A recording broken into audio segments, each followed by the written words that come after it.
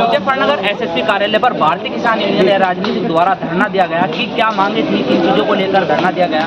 जानकारी देने के लिए भारतीय किसान यूनियन के राजनीतिक के जो राष्ट्रीय प्रवक्ता धर्मेंद्र जी हमारे साथ मौजूद है।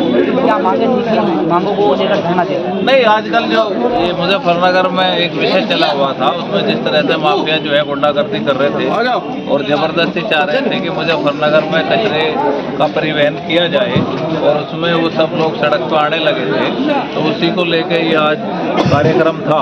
और परसों एक घटना भी हुई थी, वहाँ पे सड़क को जबरदस्ती छुड़ाने का प्रयास किया गया और जो वहाँ लोग मौजूद थे उन पर हमारे ऊपर ट्रक चढ़ाने का भी प्रयास किया गया। मैंने वो ज़्यादा बात कही नहीं।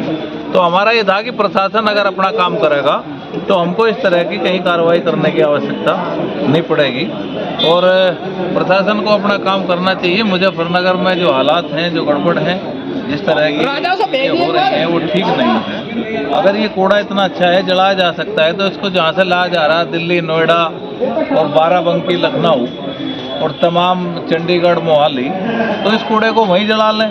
फिर मुजफ्फरनगर में क्या लाने की आवश्यकता है? इसका मतलब ये है कि इनलीगल परिवहन मुजफ्फरनगर में हो रहा है और ये परिवहन नहीं होना चाहिए। देखा गया कि ट्रकों को रोका भी गया, तो क्या उसमें जब आपने चेक किया, बताया गया कि आरडीएफ है, लेकिन उसमें क्या क्या चीज़ें आपको मिली? इसमें नहीं, वो तो मीडिया में सब जगह वीडियो वायरल है। आरडीएफ की परिभाषा आप भी पढ़े लिखे हो, सब समझते हो। ये गीला कूड़ा लाया जा रहा है, ई वेस्ट जलाया जा रहा है, जिससे ग्रीन हाउस उत्सर्जन होता है, लोगों को बीमारी दी जा रही।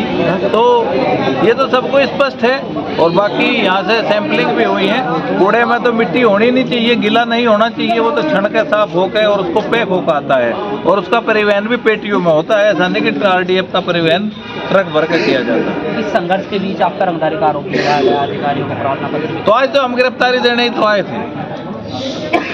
जब हमारे लोगों को पता लगा, हालांकि मैंने किसी को नहीं कहा था, तो हमारे लोग भी आक्रोशित हुए, वो सब लोग आए, तो मैं भी बीच में पहुंचा और हमने कहा कि हम इस तरह का कार्यक्रम व्यवहार नहीं चाहते और हमें अगर इस पर आपको कोई दिक्कत है और अगर हम रंगदारी जैसी बात है तो फिर आप जो है हमें जेल भेजने का काम करें।